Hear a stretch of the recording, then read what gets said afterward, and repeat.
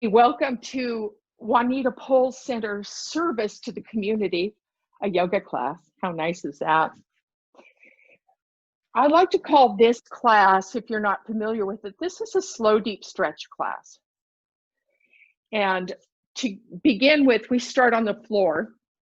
I'm going to model getting to the floor using a chair. So you bring your hands or your forearms to the chair, depending on what feels good to you. Then slowly lower one knee, then the other knee. Place a hand on the floor, and then come to one side. We're on the floor. To reverse that, we bring our knees close to the chair. We can be on the forearms or the hands. One leg comes up, the other leg comes up, and we're standing. The other clue that I want you to take with you today is when you're sitting on the floor, if you discover that it feels really uncomfortable, sometimes we need to roll up the back of our mat a little bit to elevate our pelvis.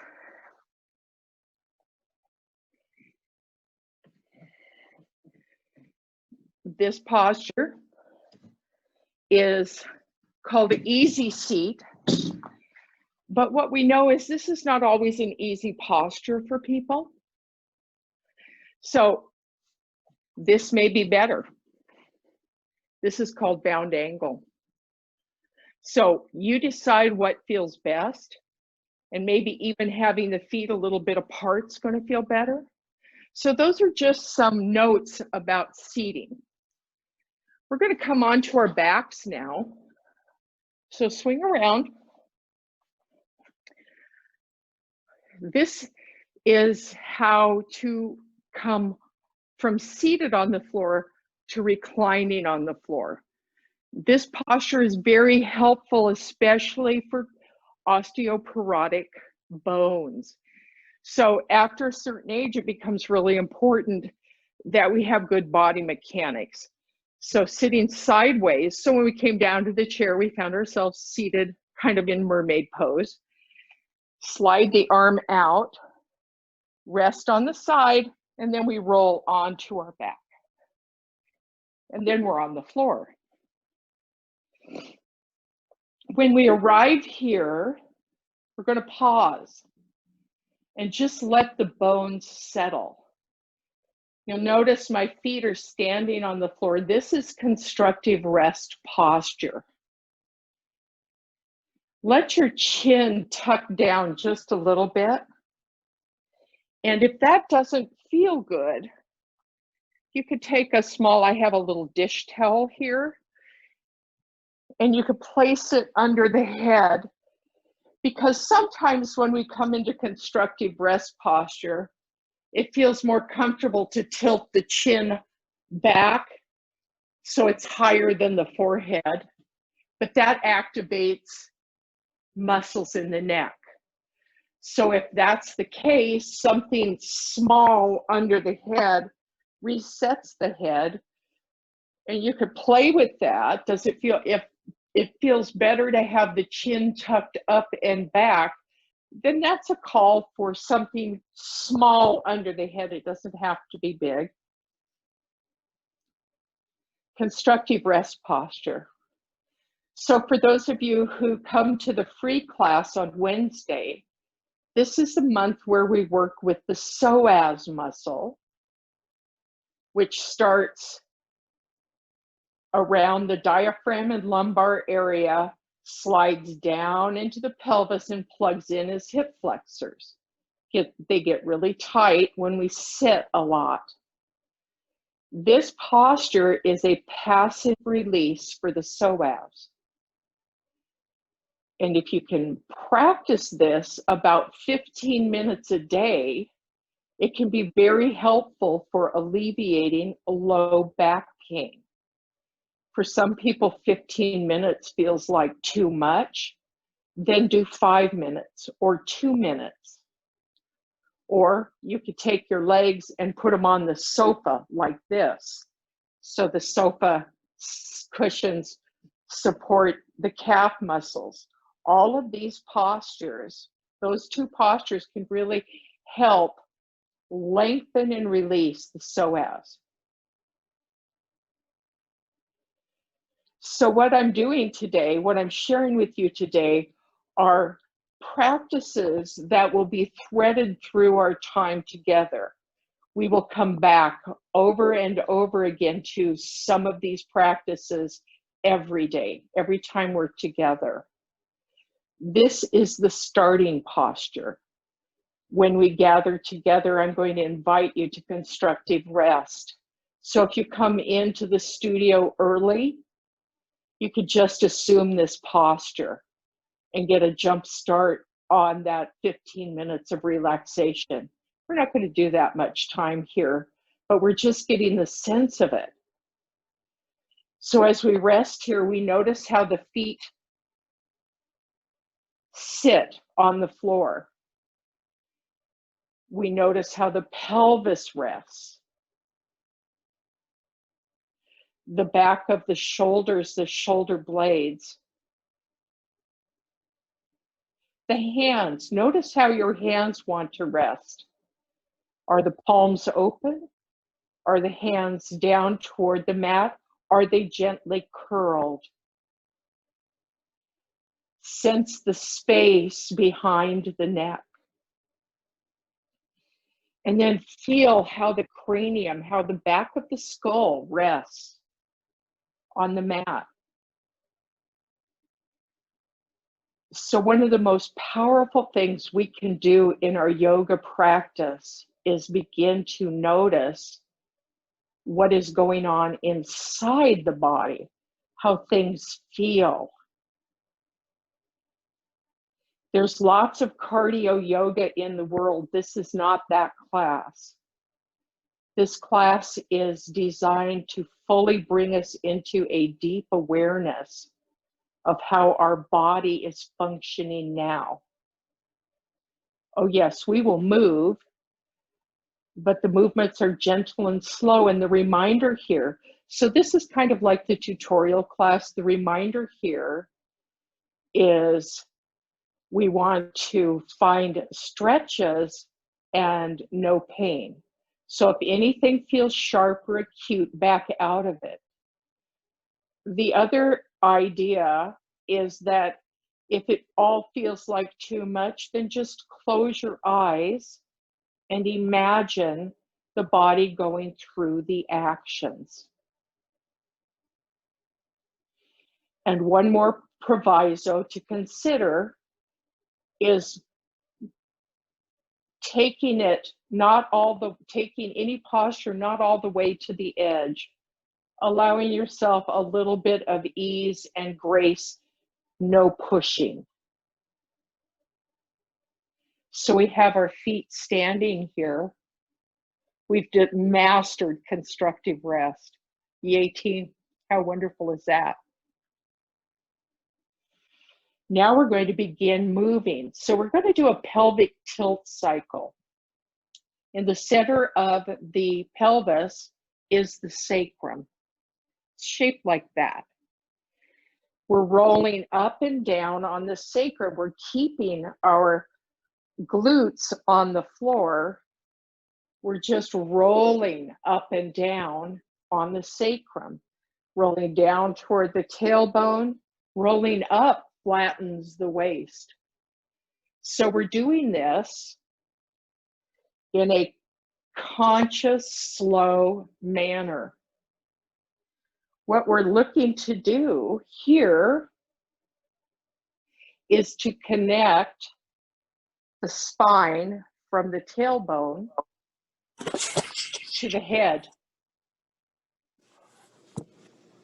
And so if we're just rocking on the pelvis, be curious about what it takes to begin to activate the spine. And what happens then when we roll down toward the tailbone? What happens with the chin? When we flatten the waist and tip away, what happens with the chin? All of a sudden, we start to experience the spine in action. Now, in addition to that, we're going to add the feet now. And the idea here is when we're rolling down toward the tailbone, without moving the feet, intentionally activate them to draw up. And then when we're going back, we're pushing into the feet. So now it helps me sometimes when I'm doing the pulling action, when I'm rolling down toward the tailbone to lift my toes. And then flattening the toes and rolling up. So now there's a push-pull in this action. And we've connected the soles of the feet to the crown of the head. And now we're going to pause. We come back to our baseline. We come back to our feet and we notice how our feet feel. We notice how the pelvis rests, the shoulder blades, the arms and the hands, the space underneath the neck, and then the head as it rests on the floor. I always like to notice my jaw too. That softens my jaw up often. So we've moved the spine up and down. Now let's move it side to side. So we're going to take our feet as wide as our mat, which is maybe a little bit wider than our pelvis. The feet maintain parallelness, new word. And now we do windshield wipers, where we take the knees gently to one side, back to center, and then to the other side. We're just going to go back and forth here. Make it gentle and slow and smooth. There's no rush in this class to get anywhere because there's no destination. As we're doing this, you might notice that the head begins to move.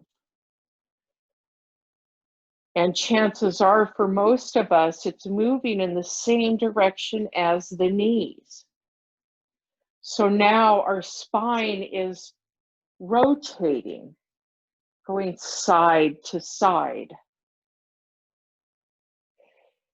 You might notice as you do this, we come to this place where things start to loosen up, because the other thing we're doing with this is we're moving the hip joints laterally, side to side.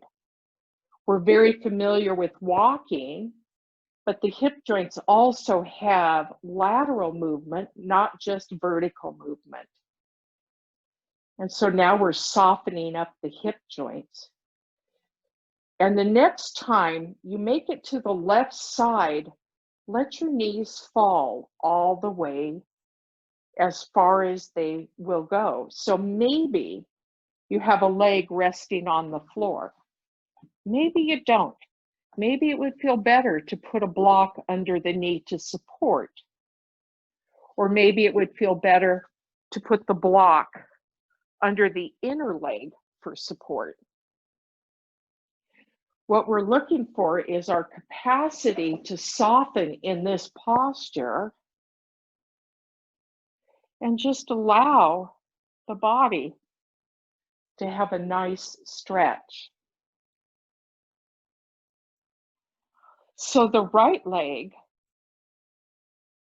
is going to be really active in this stretch for most of us. We're really going to feel the side body begin to open here. We're going to take that right hand and we're going to bring it above the head. If that doesn't feel good, bring it just across to the opposite shoulder. We're going to bring it above the head though, if you can. We're going to take that left hand, hold the right wrist and draw on that arm. And maybe check your head. Does it feel good to turn and look toward the elongated arm? That'll deepen the stretch. So now we're stretching into the psoas completely, We found the whole side body stretch. We found the plug-ins in that great muscle group, and we're feeling an opening in the pelvis. If your head is turned, return it to center. Slowly return your arms to a neutral position, and then come out of this as slowly as you can, beginning by opening the right leg, rolling a little bit to the right side. It's going to draw the left leg with it. And now we come to the opposite side. So now that deep stretch is in the left, and we arrange our blocks to make ourselves comfortable. Maybe it's under the right knee, maybe it's under the left knee. And we pause here. And it's always brilliant to notice the differences between the sides of the body, the right side and the left side. So in this posture, with my left leg this way, what I'm noticing is there's some shaking going on in my leg. It's not painful, but what that means is there's some release happening in the fascia or the musculature of the leg. That little shake, that little vibration is releasing. Again, if anything is painful, come out of the posture immediately. And now the left arm is going to slide above the head or across the body. And the right hand is going to come to hold the left wrist and gently tug on the arm to find that nice side stretch, which dives all the way down the side body, stretching the psoas into the hip flexor. And maybe it'll feel good to turn the head to look to the left, maybe. If that doesn't feel good, bring it back to center and just allow yourself to rest there.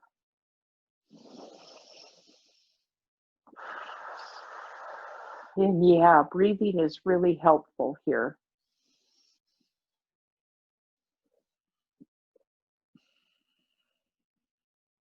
Now the hands are going to slide down gently. We're going to open the left knee, which is going to draw the right leg, because the pelvis works like a nice rolling. I see it like a ship. We're rolling right and left.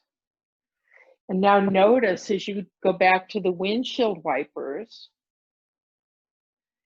is the head moving more easily now?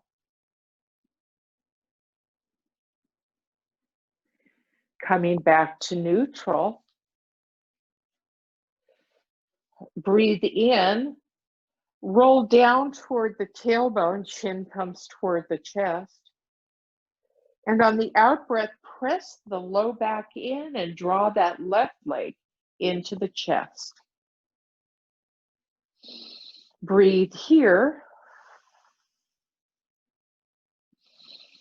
And then release that leg to the floor slowly. Roll it down toward the tailbone. On the out breath, we flatten the waist and the right leg in. Hold that leg. Breathe here.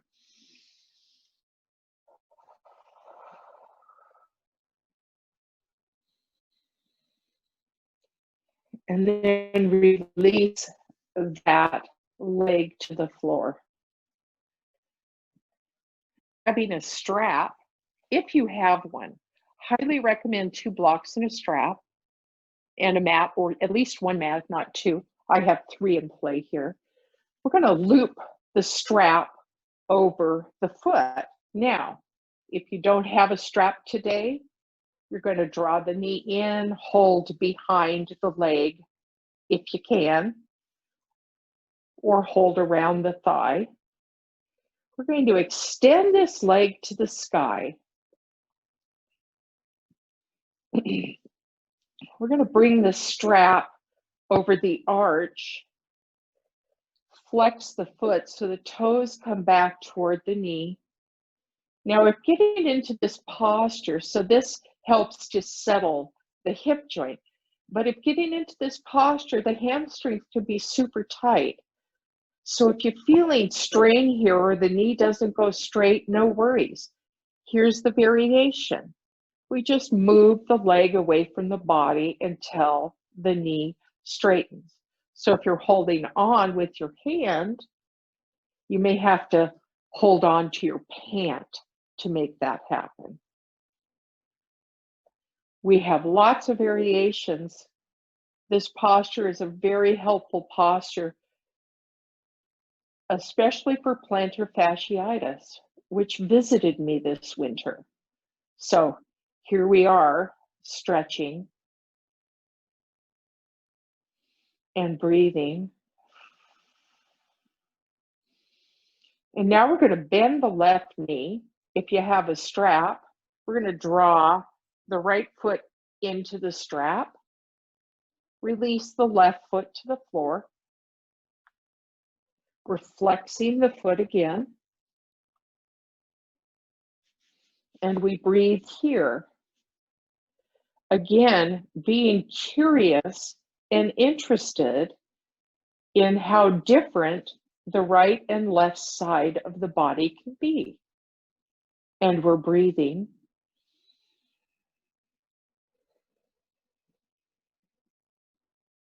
And again, we're aiming for a straight knee, though not locked out. It's got a little softness to it. So the variation may take the leg a little further away from the body than vertical. And if you're hypermobile and you can bring your leg closer to your head, bring it back to vertical. We're just aiming to get a nice reset into the ball and socket at the hip joint.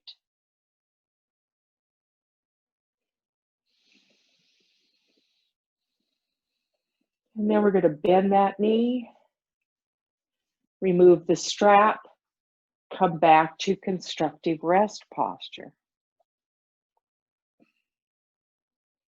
Do a quick body scan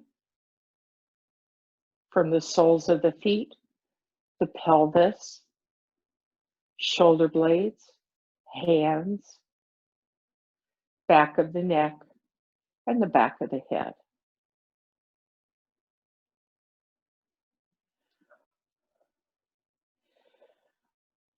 We're going to move into a very deep psoas stretch now.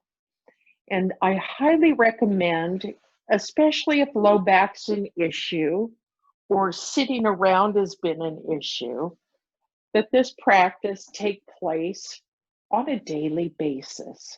It's very helpful. We're going to take 2 blocks, if you have them, and we're going to slide them under our pelvis. So we lift up, and then we settle onto the block. This is a supported bridge posture.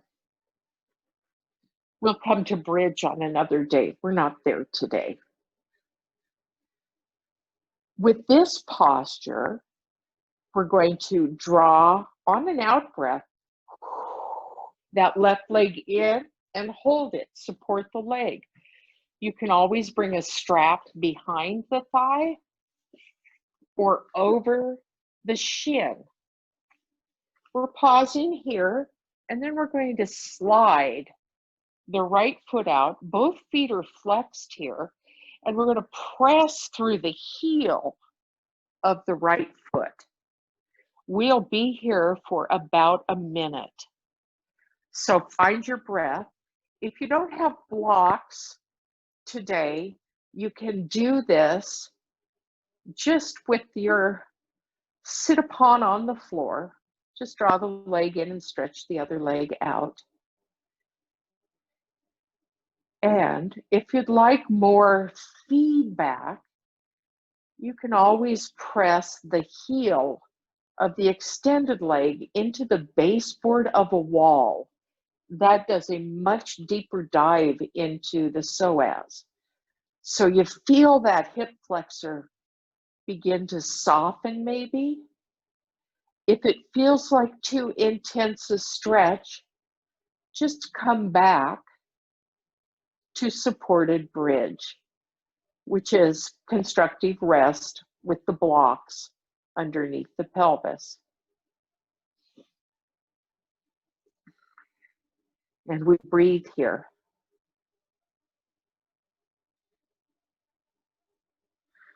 And then slowly undo this by sliding the right leg up, foot stands on the mat, left leg releases to the floor. I rearrange my blocks because I feel like they've moved. On the next out breath, I'm going to draw the right leg in. Flex the foot, extend the left leg. Huzzah! Yeah, that's a good one. Both feet are flexed, so the toes are coming back toward the knee. So while this is a reclining posture, it is very active. Again, this is a 1-minute hold.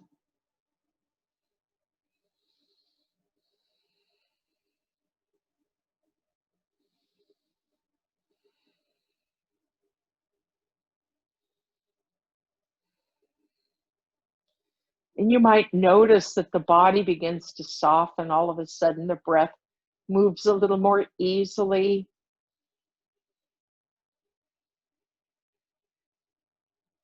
The jaw softens a little more.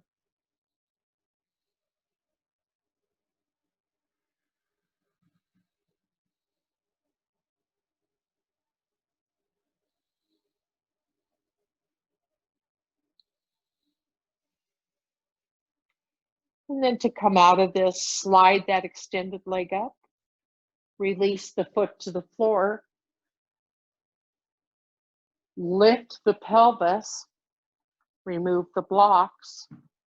And then slowly lower yourself back to the floor. This is constructive rest. And now notice your feet, pelvis, shoulder blades, hands, the space behind the neck, and how the head rests. Sliding the legs long. If this is not comfortable, stay in constructive rest. This posture is Shavasana. It's our final resting posture. We allow ourselves to integrate the experience of our practice today. And we'll rest here in silence.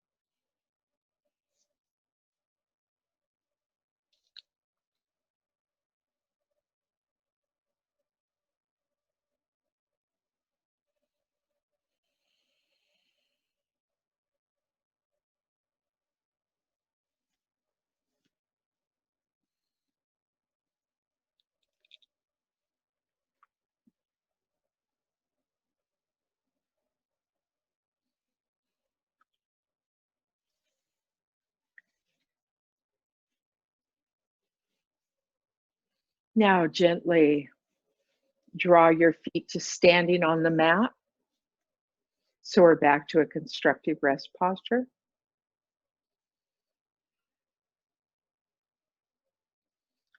Gently roll to one side, gather 3 breaths.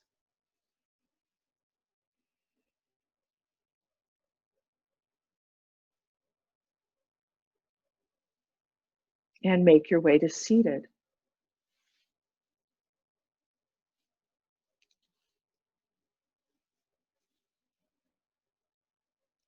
The thought for today is from Rupi Kaur.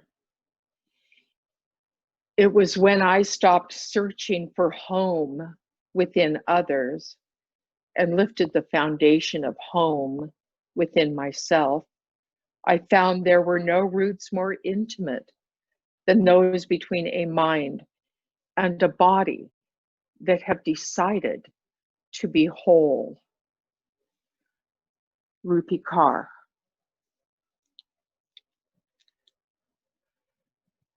I invite you to open your arms wide. We gather all the blessings that already exist and we draw them in appreciation and gratitude into our hearts. And together we all say, Namaste.